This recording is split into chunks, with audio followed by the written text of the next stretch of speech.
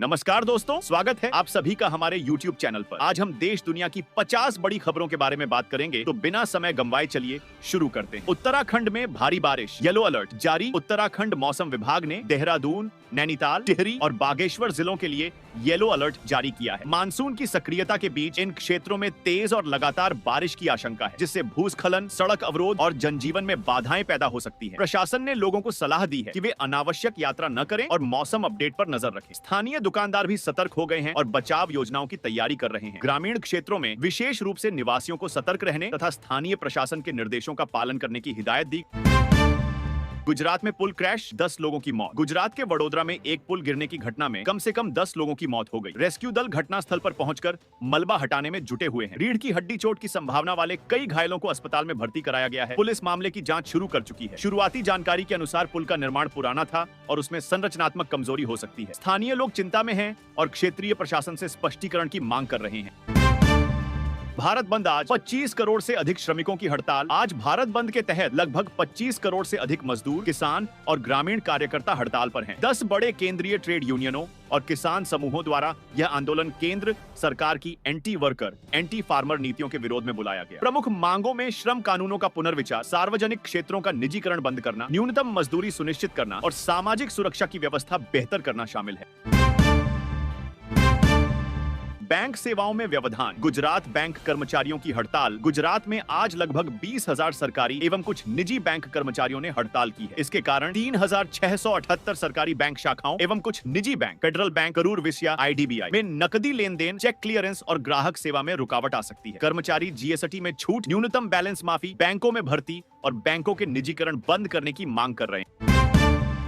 तमिलनाडु सरकारी कर्मचारियों को चेतावनी। तमिलनाडु सरकार ने अपने कर्मचारियों और शिक्षकों को चेतावनी जारी की है कि वे भारत बंद में शामिल नहीं हो। यदि वे शामिल पाए गए तो नो वर्क नो पे नीति के तहत सैलरी रोक दी जाएगी और अनुशासनहीनता की कार्रवाई होगी। पार्ट टाइम व अधिकारियों को अनधिकृत अनुपस्थिति पर सीधे सस्पेंशन का सामना करना पड़ सकता है। यूपी में 37 करोड़ पौधे लगाने का रिकॉर्ड अभियान। यूपी सरकार एक पेड़ मां के नाम अभियान के अंतर्गत आज 37 करोड़ पौधे एक ही दिन में लगाने जा रही है। यह प्लांटेशन मेगा ड्राइव 2025 पर्यावरण संरक्षण को जोड़ने और माताओं के प्रति सम्मान के संदेश देने का एक प्रयास है। मुख्यमंत्री योगी आदित्यनाथ ने अयोध्या और आजमगढ़ से उद्घाटन किया। राज्य स्तर पर 52.4 करोड़ पौधे तैयार हैं और सभी मंत्री, अधिकारी व नागरिक इसमें भाग ले रहे हैं। RBI का 2 दिन का रिवर्स रेपो नीलामी। भारतीय रिजर्व बैंक आज 1 ट्रिलियन रुपये की 2 दिवसीय वेरिएबल रेट रिवर्स रेपो नीलामी कर रहा है। यह नकदी को बैंकों से वापस लेने की पहल का हिस्सा है, ताकि नीतिगत दर और ओवरनाइट इंटरबैंक दरों में अंतर को नियंत्रित रखा जा सके। इस कदम से मौद्रिक नीति की पारदर्शिता बनी रहे। केरल लॉटरी, डालन लेक्शा DL 9 लॉटरी स्थगित। केरल में आज भारत बंद के चलते डालन लेक्शा DL 9 लॉटरी के परिणाम 9 जुलाई से स्थगित होकर 10 जुलाई को आयोजित किए जाएंगे। 1 करोड़ रुपए के मुख्य पुरस्कार सहित लॉटरी के अन्य पुरस्कारों के लिए कल नतीजे जारी होंगे। विजेताओं को 30 दिनों में दावा करना होगा और 5,000 रुपए से ऊपर के विजेताओं के लिए पहचान प्रमाण आवश्यक है। वक्फ संशोधन अधिनियम 2025 पर विरोध प्रदर्शन। हाल ही में संसद में पारित वक्फ संशोधन अधिनियम 2025 के खिलाफ देश के विभिन्न हिस्सों में प्रदर्शन जारी है। विशेषकर पश्चिम बंगाल के मुर्शिदाबाद और त्रिपुरा में हिंसा भड़क उठी। मुस्लिम संगठन और विपक्षी दल इसे धार्मिक संस्थाओं पर सरकारी हस्तक्षेप मान रहे हैं, जबकि सरकार का कहना है कि पारदर्शिता लाना लक्ष्य है। राजीव गांधी हत्याकांड पर web series release. Crime thriller web series the hunt the Rajiv Gandhi assassination case आप पर रिलीज हुई है। इसे नगेश कुन्नूर द्वारा निर्देशित किया गया है और सोनी LV पर उपलब्ध है। यह राजीव गांधी मामले की परतदर्शी जांच पर आधारित है और दर्शकों में उत्सुकता बढ़ाने की उम्मीद रखती है। 2025 भारत नागरिक रक्षा अभ्यास ऑपरेशन अभ्यास समीक्षा। 7 मई को ऑपरेशन अभ्यास के तहत 244 जिलों में आयोजित नागरिक रक्षा ड्रिल सफल घोषित हुई है। दिल्ली, मुंबई, हैदराबाद, पुणे, बंगलोर आदि में ब्लैकआउट और एयर रेड सायरन परीक्षण आदि शामिल थे। इस ड्रिल का उद्देश्य संभावित संकटों के लिए जन चेतना और प्रशासनिक तत्परता में सुधार करना था। गर्मी की बढ़ती मार। भारत में हीट वेव रिस्क। एक हालिया शोध में सामने आया है कि उप उष्ण कटिबंधीय क्षेत्रों में प्रेसिव हीट वेव की आवृत्ति तेजी से बढ़ रही है। 1.5 डिग्री सेल्सियस वैश्विक तापमान वृद्धि की स्थिति में हीट वेव दिनों में 5 गुना, वहीं 2 डिग्री सेल्सियस वृद्धि पर 8 गुना वृद्धि देखने को मिलेगी। इससे मानव स्वास्थ्य पर गंभीर प्रभाव पड़ने का जोखिम होगा।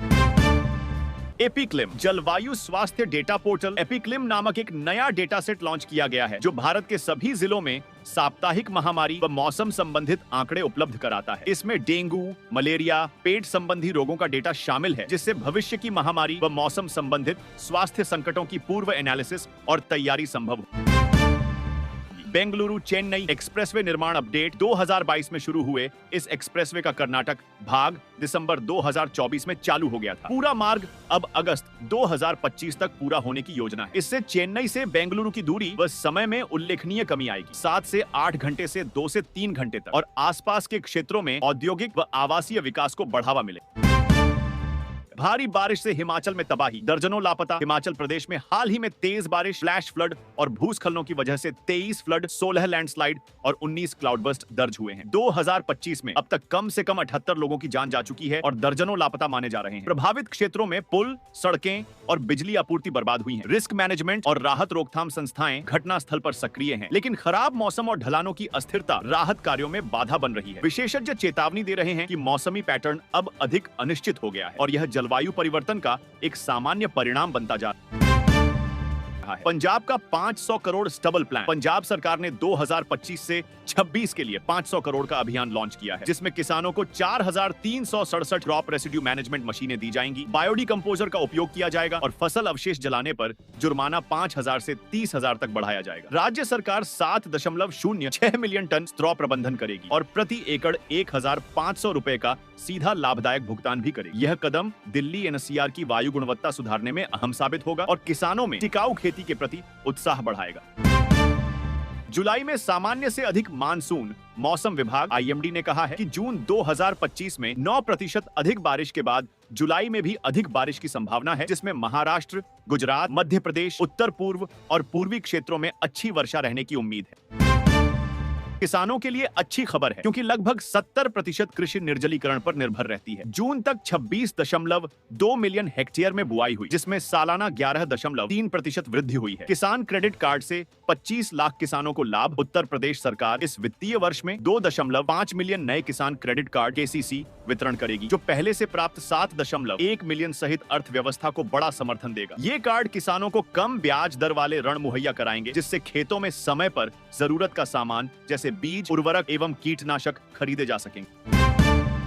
कर्नाटक की आम एमएसपी योजना। किसानों के लिए खोट। कर्नाटक सरकार ने आम के उत्पादन के लिए एमएसपी घोषित किया है, लेकिन किसानों के लगभग 25% ही लागत वसूल हो रही है, 4 रुपए प्रति किलो की दर से, जबकि उत्पादन लागत 12 रुपए प्लस प्रति किलो है। इसमें 6,673 किसानों ने पंजीकरण कराया, लेकिन अभी तक कोई भुगतान नहीं हुआ है। 2,50,000 टन खरीद के लिए 101 करोड़ का पोर्ट किया गया है, परंतु एमएसपी केवल 16.2 प्रति किलो है। इससे किसान अक्षम्य आर्थिक दबाव झेल रहे हैं। किसान संगठनों ने समर्थन राशि में ठीक ठाक सुधार की मांग की है। महंगाई हाशिया से कामगारों व किसानों का संतोष। आज भारत बंद की वजह से 10 संघों, किसानों और ग्रामीण कार्यकर्ताओं ने सरकार की एंटी वर्कर, एंटी फार्मर नीतियों के विरोध में 25 करोड़ से अधिक लोगों को स्ट्राइक करने के लिए प्रेरित किया। बैंकों, रेलवे, परिवहन, कोयला खदान आदि पर असर पड़ा। कई शहरों में सड़कों पर विरोध प्रदर्शन हुए और रेल यातायात बाधित हुआ। सरकार पर कर्मचारियों की हक हित की अनदेखी का आरोप लगाया। बैंक सेवाओं में अवरोध। पंजाब बंद से लगभग 20,000 बैंक कर्मचारी हड़ताल में शामिल हुए, जिससे गुजरात में 3,678 सरकारी शाखाओं सहित कई निजी बैंकों में नकदी और चेक क्लियरेंस में रुकावट आई। बैंक यूनियनों ने न्यूनतम बैलेंस माफी और जीएसटी छूट की मांग की है और निजीकरण रोकने पर जोर दिया है। स्कूल, कॉलेज और सरकारी कार्यालय खुलेंगे। भारत बंद के बावजूद स्कूल, कॉलेज तथा सरकारी कार्यालय बंद नहीं किए गए। हालांकि परिवहन, बैंकिंग और पावर सेक्टर में व्यवधान के कारण यात्रा में बाधा हो सकती है, इसलिए छात्रों और कर्मचारियों को पूर्व योजना बनाने की सलाह दी गई। भारत बंद की सेवाओं पर व्यापक असर। 10 प्रमुख ट्रेड यूनियनों और किसान गुटों ने 9 जुलाई को भारत बंद बुलाया, जिसमें स्टेट ट्रांसपोर्ट, बैंकिंग, पोस्टल, कोयला, निर्माण जैसे क्षेत्रों में असर हुआ। आपात सेवाएं, अस्पताल और सार्वजनिक जीवन जरूरी पहलू अलग हैं, लेकिन रेलवे और सड़कों पर खासा प्रभाव देखा गया।